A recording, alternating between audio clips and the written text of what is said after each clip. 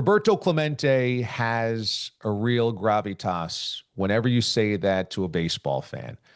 And there's a lot of reasons why, but I think that he even has a certain gravitas for people that have never really understood what his career was about or why he is still so famous many years later.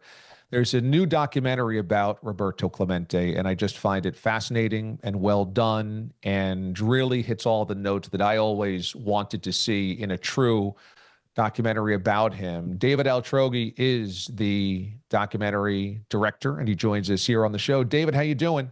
Great. Thanks for having me. My pleasure. Why does so many decades later Roberto Clemente as a name still resonate? Yeah, I think obviously there's really two reasons. What he did on the field changed the game. Um, but I think what he did off the field really changed the world. And I think the reason we are celebrating him in a way that we don't celebrate any other baseball player, maybe other than Jackie Robinson, is the ways he showed what it means not just to be a great player on the field, but the responsibility that we as humans have to our neighbor and to those around us. There's something about Roberto Clemente that was unbelievable as a baseball player, but just as a human, as a Yeah. person, seemed to be a little superhuman. You grew up about an hour outside of Pittsburgh, so I'm Yeah. sure you heard plenty about Roberto Clemente, but you didn't watch him play.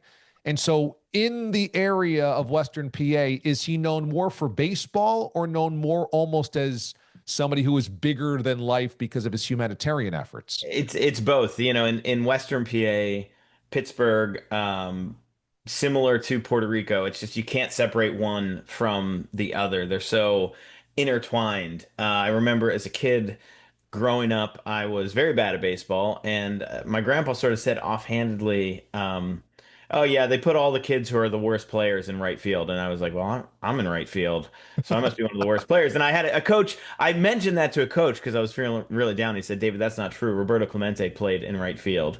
Um, and that just stuck with me. Like, again, I didn't know much about him. All I knew is that he played right field and that he died helping people. And it was honestly that remembrance of him that he gave his life for others what drew me to want to make this film. Um, because I just feel like we live in a time where we need people like Roberto Clemente who are willing to sacrifice themselves for the good of others. How many people do you think realize how he passed away? I think it depends on the era. I think there's a certain generation of people who remember very clearly that he died in a plane crash taking aid to Nicaragua, and then I think as you get to younger generations, they're like, "Oh yeah, did he? What he died helping people, right?" Like it's. I think that was part of the impetus for me and my team wanting to make this film was to really introduce his incredible story to a new generation in a way that's very accessible and relevant and sort of speaks to today. Why was he so driven to help others and to be the ultimate gentleman? Man, that is the $1 million question, and I think everyone has different theories. I think a lot has to do with how he was raised. As he was raised in a very um hardworking family, working class family, and he experienced a lot of suffering as a child and a young man. He lost his younger sister in a horrific accident um, when before he was born. His younger sister died, and that I think marked his family. Sorry, his older sister died. Um, and then he also lost a brother to brain cancer right as he was drafted to the Dodgers. So I think he experienced a lot of suffering, and I think that sort of experience of suffering, um, he internalized that with wanting to help others who are suffering. That's my take on it. Yeah, and it seems very poignant. Yeah. To me, Roberto Clemente is a baseball player, and there's footage of him, there's film of him, there's Hmm. baseball cards of him, but there's a mysticism about him. Hmm. Maybe that's why he resonates so deeply today. He Yeah. died helping others in a plane crash. I mean, that just kind of Yeah. feels otherworldly, but also 3,000 hits Yep. on the nose. Yeah. 3,000 hits is this golden barometer to become a legend. And he hits Yeah. 3,000 hits on the nose and then passes away. Did you feel as you dug through his story that that number and other things about him kind of felt supernatural? I think you can't explore the story of Clemente and not sense that and not feel that. Obviously, and in the film, his sons talk about the importance of the number three in his life. He had three sons. He played in Three Rivers Stadium in Pittsburgh, Pennsylvania, the city of Three Rivers. He had 3,000 hits exactly. He would have this dream. He had a recurring dream where his sister, who died before he was born, would come to him and give him three gold coins. So I think there is this sense, and he died at the peak of his career. It wasn't like, a Babe Ruth situation where the world watched him slowly decline and his stats fall off. I mean, he was still playing great baseball um, when he died. And so I think there's just something about that, he's immortal. And he died helping people. He died trying to take aid to the victims of the Nicaraguan earthquake. Um, so yeah, there's just something I think immortal about him, beyond what he did on the field.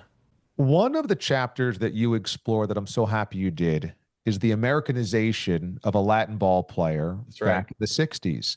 Yeah. Today, we accept that the Juan Sotos and Francisco Lindors and all of these tremendous Latin ball players are exactly who they are. But Hmm. I remember when I was a kid collecting baseball cards, and of course, I could never get my hands on Roberto Clemente, but I'd see at a baseball Right. card show, Bob Clemente. And I said, is that the same player that I've Yeah. grown to know, Roberto? But why was that happening? That he was termed Bob when he first came up?